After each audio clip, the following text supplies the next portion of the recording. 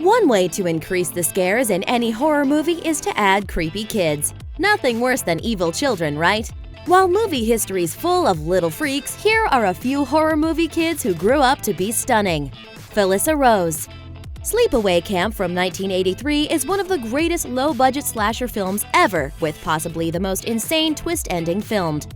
When the final reveal occurs, it's hard not to be completely creeped out. That's thanks to actress Felissa Rose, whose terrifying expression will be seared into your subconscious forever. While Rose's teenage performance may give you nightmares for weeks, checking her out these days isn't half bad.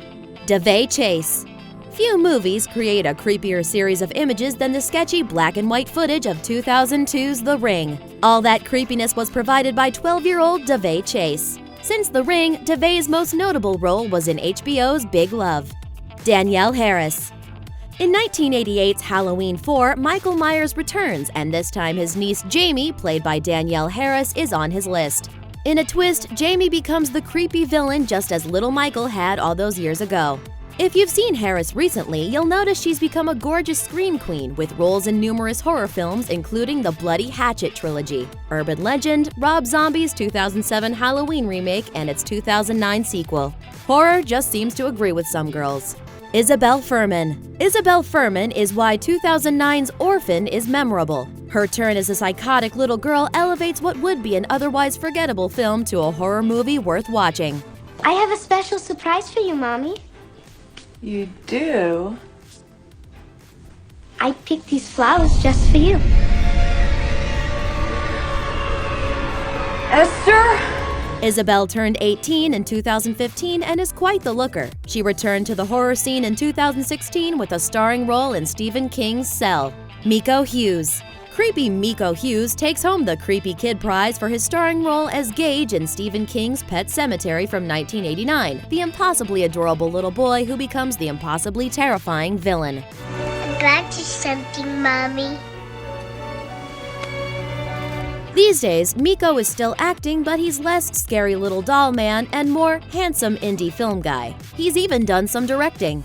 Jodelle Ferland. Silent Hill has the distinction of being one of the few decent film adaptations of video games. While characters Pyramid Head and the nurses appear in all their unsettling glory, the real strength of the film rests on the tiny shoulders of Jodelle Ferland.